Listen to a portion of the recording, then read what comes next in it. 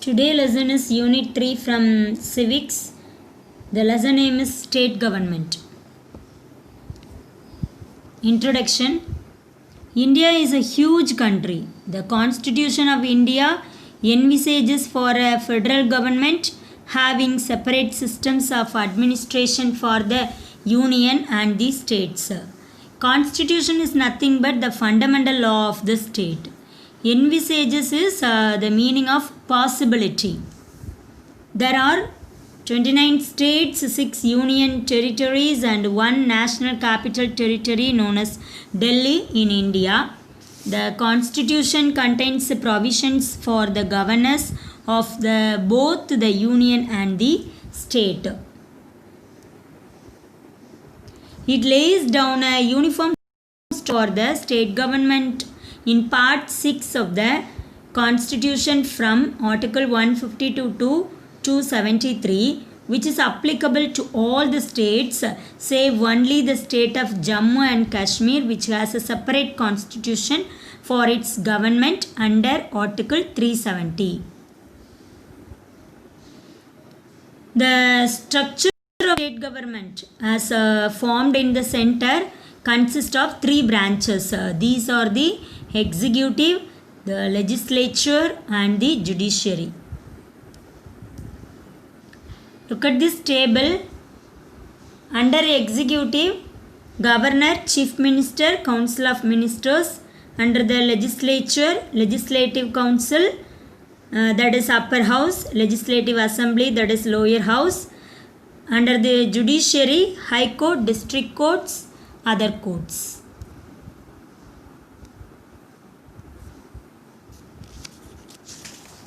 First, we will see about the executive. Already I said, under the executive, what is that? Governor, chief minister. Who is that in executive? Governor, chief minister and council of ministers. We will see about, we will see one by one. The governor. The governor is the constitutional head of the state executive. Our state is Tamil Nadu. The administration of a state is carried on in the name of the governor. Generally, there is a separate governor in each state. But if the situation warrants so, the same person may be appointed as the governor of 2 or more states. Okay, who is our governor? Yes, Mr. Banwarilal Purohit. Appointment. The governor of a state shall be appointed by the president. His usual term of office is 5 years, but he holds office during the pleasure of the president. Generally, the governor does not belong to the state where he is appointed. He can also be transferred from one state to another by the president. He can also resign any time by addressing his resignation to the president. Qualification of a governor. He should be a citizen of India. He must have completed 35 years of age. He should not be a member of parliament or of any state legislature. If he is a member of any of legislature, he automatically vacates his seat on assuming the office. He should not hold any other profitable occupation. The powers and the functions of the governor. What is that? Executive powers, legislative powers, financial powers, judicial powers, discretionary powers and emergency powers. Okay, the governor is the head of the state executive and he has enormous powers. First one we will see about, before we will see, as the executive head in the state level, the governor has following functions and powers. Okay, first one, executive powers. He appoints the leader of the majority party in the state legislative assembly as the chief minister of the state. He appoints other members of the council of ministers on the recommendation of the chief minister. He appoints the chairman and members of the state public service commission. However, they can be removed only by the president and not by a governor. He acts as the Chancellor of Universities in the state. He also appoints the Vice Chancellor of Universities in the state. He directly rules the state when there is the imposition of the president's rule in the state. Okay, next one. Legislative powers. The governor is an integral part of the state legislature. He has the right to summon. Summon means order. Prorogue. Prorogue means discontinue the state legislature and dissolve the state legislative assembly. He can address the state legislature after each general election. He can send messages to the houses of the state legislature relating to a bill pending in the legislature. He can appoint any member of the legislative assembly. He can nominate one member to the state legislature assembly from the Anglo-Indian community. Every bill passed by the state legislature will become law only after his signature.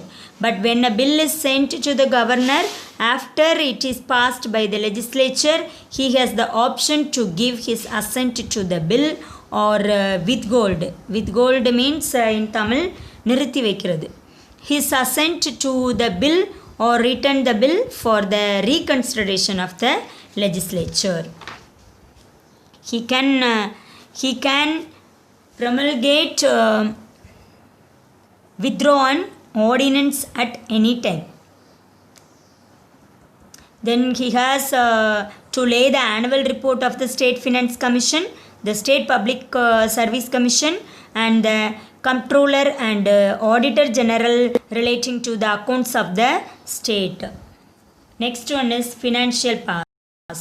The Constitution confers on the governor the duty to get prepared and introduce to the state legislature the annual budget and also the supplementary budget if necessary. He causes the annual financial statement of the state to be presented in the legislative assembly. Money bills can be introduced in the state legislature only with the prior recommendation. Then he constitutes a finance commission after every 5 years to review the financial position of the panchayats and the municipalities. Next one is judicial powers. He appoints the Attorney General of the state. He appoints judges to the subordinate courts in the state. He makes appointment, postings and promotions of the district judges in consultation with the state high court. The Chief Justice of the High Court in the state is appointed by the President in consultation with him. He can pardon, commute or reprieve punishment on receipt of appeals for mercy. Next one is discretionary powers. The governor can reserve a bill for the consideration of the president. He recommends for the imposition of the president's rule in the state. He can call the leader of any party to from ministry in the state. He can dismiss the council of ministers when it unable to prove the confidence of the legislative assembly. Last one is emergency powers. The governor is satisfied that the government of the state is not carried on in accordance with the provisions of the constitution. He may under article 356 recommend to the president to impose president rule in that state. As soon as the president rule is imposed, the administration of the state is carried on by the governor as the representative of the president. Next one we will see about the privilege of the governor. Privileges meaning in Tamil சிறப்புரிமை. Article 361(1) provides for the following privileges for the governor. The governor of a state is not be answerable to any court for the exercise and performance of the powers and duties of his office or for any act done or purporting to be done by him in the exercise and performance of those powers and duties. Already we saw about that lesson 2, isn't it? No process for the arrest or imprisonment of the governor of a state shall issue from any court during his term of office. Next one we will see about Chief Minister. Who is our Chief Minister? Mr. Edappadi K. Palaniswamy. Okay. The governor is the nominal executive authority and the Chief Minister is the real executive authority. In other words, the governor is the head of the state while the Chief Minister is the head of the government. Okay, the appointment of the Chief Minister. The Chief Minister is appointed by the governor of the state. The term of office, the term of Chief Minister is not fixed. He may remain the Chief Minister as long as he enjoys the support of the majority of the members of the Legislative Assembly. He has to resign when he loses confidence of the majority in the Assembly. It is understood that normally he completes a 5-year term like other members in the Legislative Assembly. Powers and functions of the Chief Minister. The Chief Minister is the real executive head of the state administration, isn't it? He has the following powers and the functions. First one is relating to the Council of Ministers, relating to the governors, relating to the state legislature. Okay, one by one we will see about that. Relating to the Council of Ministers. The Chief Minister recommends the persons who can be appointed the ministers by governor. He allocates the portfolios. Portfolios means sector, துறைகள். Among the ministers, he shuffles and reshuffles his ministry. He presides over the meetings of the Council of Ministers and influences its decisions. He can bring about the collapse of the Council of Ministers by resigning from office. He guides, directs, controls and coordinates the activities of all the ministers. Okay, relating to the state legislature. Okay, we will see about before relating to the governor also. The Chief Minister is the principal channel of communication between the governor and the Council of Ministers and he advises the governor in relation to the appointment of the following officials. Advocate General of the State Election Commissioner, Chairman and members of the State Public Service Commission, Chairman and members of the State Planning Commission, then Chairman and members of the State Finance Commission. Now we will see about relating to the state legislature.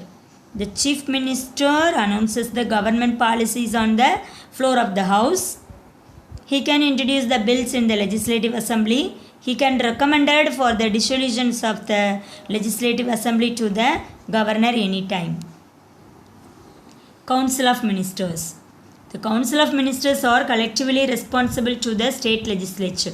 All the members of the Council of Ministers must be the members of the state legislature. All the ministers work as a team under the Chief Minister. As long as the Chief Minister is in office, the Council of Ministers will also be in the power. If a no confidence motion is passed by the Legislative Assembly, the state ministry shall resign. Okay, the functions and the power of the Council of Ministers. It formulates and decides the policies of the state and implements them effectively. It decides the legislative programs of the Legislative Assembly and sponsors all important bills. It controls the financial policy and decides the tax structure for the public welfare of the state. It makes the important appointments of the head of the departments. It discusses and it takes efforts on the dispute with other states. It frames the proposal for incurring expenditure out of the state reserves. It decides all the bills, whether ordinary bills or money bills, to be introduced in the Legislative Assembly. Each minister of the Council of Ministers supervises, controls, and coordinates the department concerned. Annual financial settlement called as the budget is finalized by the Council of Ministers. The state legislature. The constitution provides a legislature for every state. Most of the states have only unicameral legislature, that is legislative assembly. Some states has bicameral legislature. For example, Bihar, Karnataka, Maharashtra, Uttar Pradesh, Andhra Pradesh, Telangana and Jammu and Kashmir.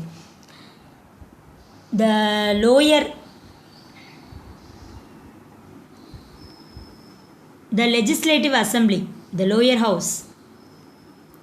The legislative assembly is a popular house. Already we know about that. It is the real center of the power in the state. It consists of members directly elected by the people on the basis of adult franchise, like same the central government.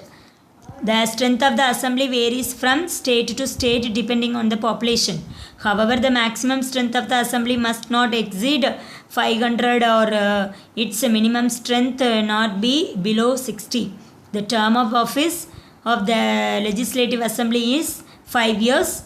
It can be dissolved even before the expiry of its term. Cabinet committees. A smaller body called cabinet is the nucleus of the Council of Ministers. It consists of only the cabinet ministers. It is the real center of authority in the state government. The cabinet works through various committees called cabinet committees. They are of two types, standing and ad hoc. The former are of a permanent nature while the latter are of a temporary nature. Next one we will see about speaker. The legislative assembly elects two of its members as the speaker and the deputy speaker. The speaker vacates his office if he cannot continue to be a member of the assembly. He may also resign his office at any time. The speaker may be removed from office by a resolution of the assembly after giving a 14 days notice. Such a resolution must be passed by a majority of the members present at the time of voting. The speaker does not vacate his office when the assembly is dissolved. He continues to be the speaker until the first sitting of the new assembly. While the office of the speaker is vacant, the deputy speaker performs his function. The legislative council, that is upper house. The legislative council is the upper house of the state legislature. It is constituted as a permanent house. The Vidhan Parishads, that is legislative council, form a part of the state legislatures of India. Every member of legislative council, MLC, serves for 6 term years with the terms staggered so that the term of 1/3 of members expire every 2 years.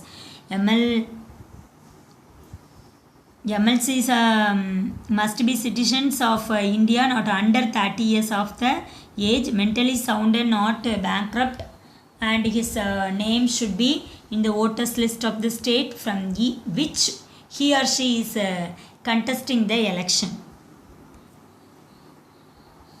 The chairman.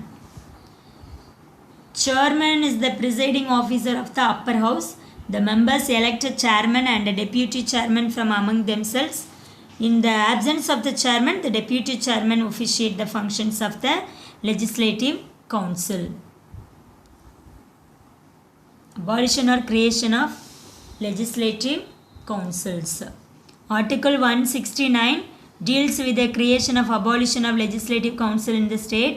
Article 169 holds that if the state legislative assembly passes a resolution by a majority in requesting the parliament to create or abolish the state legislative council, then the parliament may by law provide for the abolition and creation of the legislative council.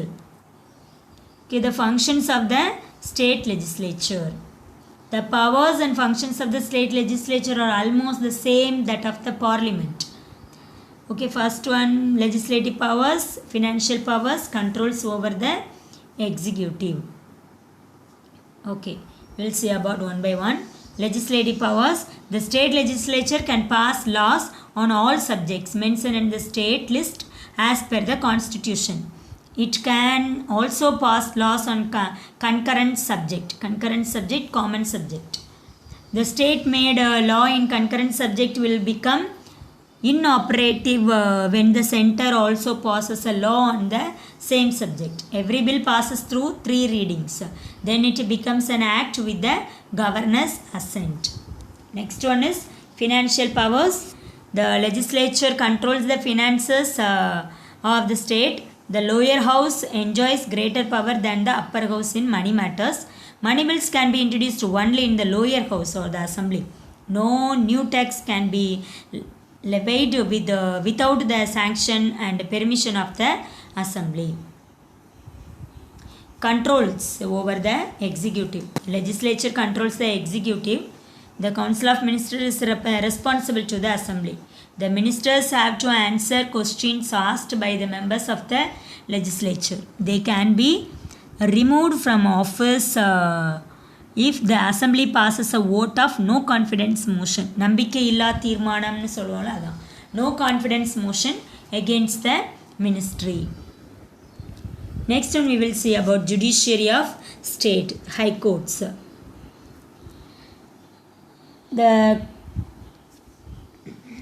The institution of a high court originated in India in 1862 when the high courts were set up at Calcutta, Bombay and Madras. In the course of time, each province in British India came to have its own high court. After 1950, a high court existing in a province became the high court for the corresponding state, that is a neighboring state. The high courts are the highest courts at state level.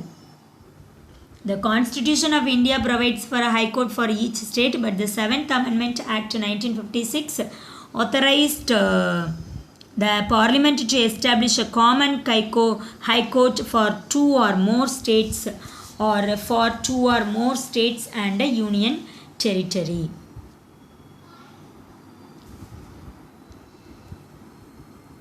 Every high court has a chief justice and a number of judges. The number of judges of each high court is determined by the president. At present, there are 25 high courts for then 29 states and 9 union, sorry 9, not here 9, I think 7 union territories.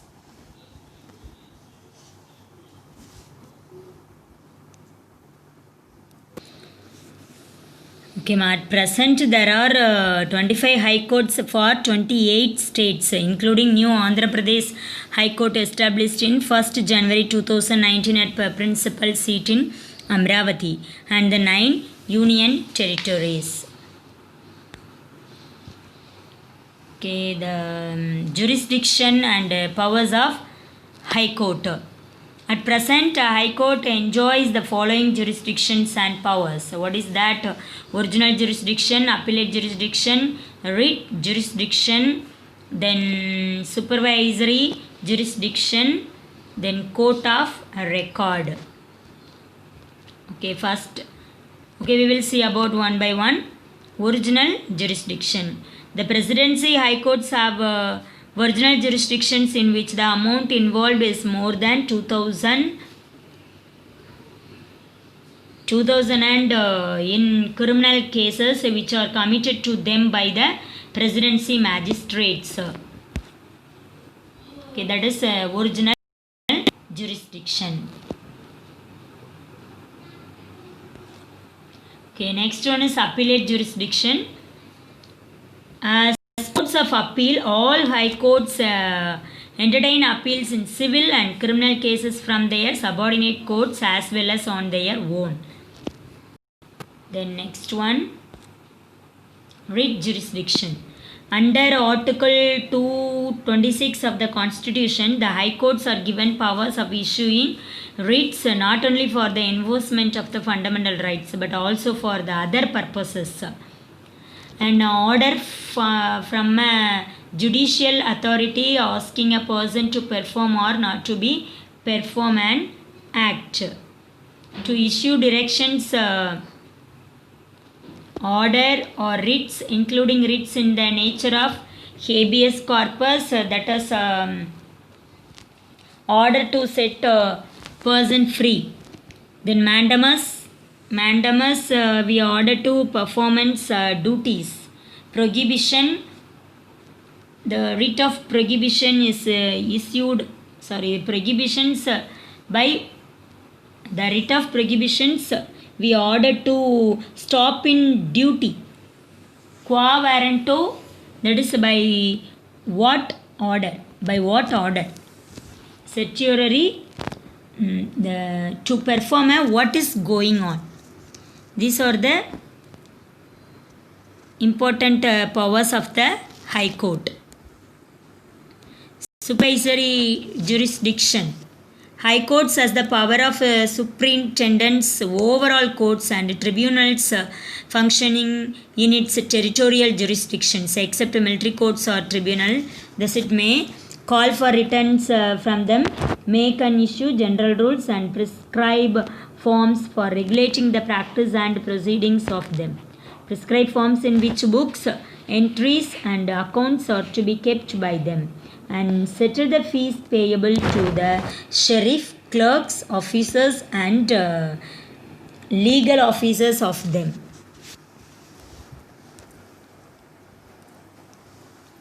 Okay, court of order. All the decisions